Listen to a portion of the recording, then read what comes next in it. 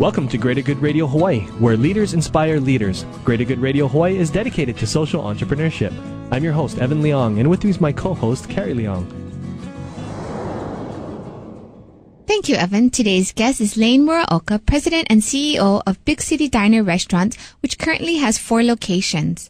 Big City Diner was voted as the best new restaurant in Hawaii by the Zyget surveys when they first opened and have been given 4 stars by the local food critics. Lane has a unique way of helping the community through his business. Please welcome to Greater Good Radio, Lane Muraoka. Welcome to our show, Lane. Hi. Thanks for having me. It's been an honor. Lane, how did you start Big City Diner Restaurants? We started Big City Diner. The concept evolved in 1997, and we found our location up in Kaimiki, in historic Kaimiki in 1998 is when we opened, August of 1998. And the concept was basically born out of what the neighborhood was lacking, what we felt. And there were great ethnic restaurants like Holly Vietnam and great bakery and coffee shop next to our door, just Cafe Laufer. And so we thought, people were saying, we need a good burger, we need great salads up here. And we thought with the historic place, Kaimiki was celebrating their 100th anniversary. So the city was founded in 1898. And at that time we said, wow, this is great, we could tie this whole thing in. With the Bishop Museum, we did a lot of research. One of the first managers I hired was a historian. And he was writing a book. He was born and raised in Kaimiki and Kaimuki. And he kind of briefed me about the whole development in the past 100 years. And he had a whole collection of pictures and everything. So that's how we came up with the idea of having a nostalgic kind of, but not, the food had to be updated, basically, but the room had to feel comfortable.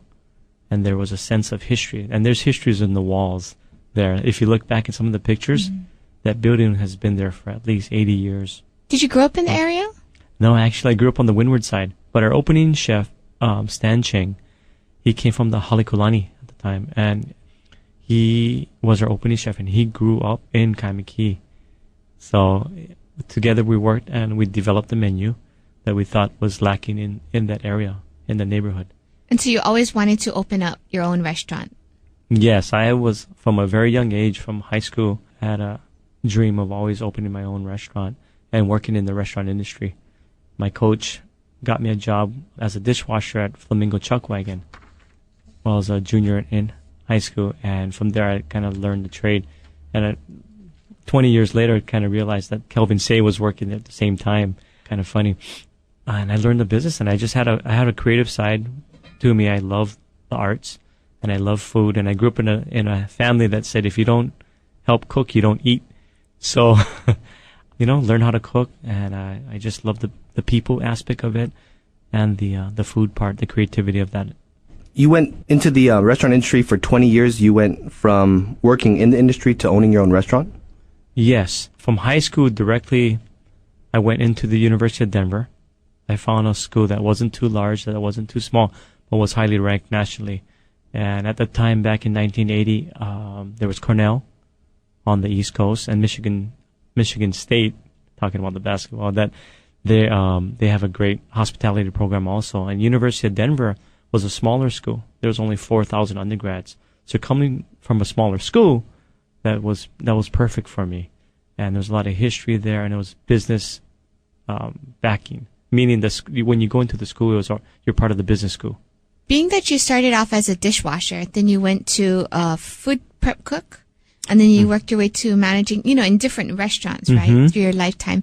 You said you always wanted to own a restaurant. Do you think that these experiences helped you to be a better restaurant owner and manager? Yes, because it gives you an idea to empathize with your employees and what they go through, and, me starting as a dishwasher and the things that you see and the things that you learn. And I work with all kinds of, from that first job at Flamingo Chuck Wagon, then going over to TGI Fridays when I was on Ward. And back in the early 80s, that was the happening spot in Hawaii. And that's when, remember potato skins? That was a big thing. And that place was packed. I never seen a place so busy to this date. How busy. Actually, Flamingo Chuck Wagon was incredibly busy also. And then I worked for TGI Fridays while I was going to college in Denver. I managed a deli in college also. And then my first job I started work with Stouffer's Restaurants. in Cleveland, Ohio. Thanks for tuning in. Stay tuned for more on Greater Good Radio.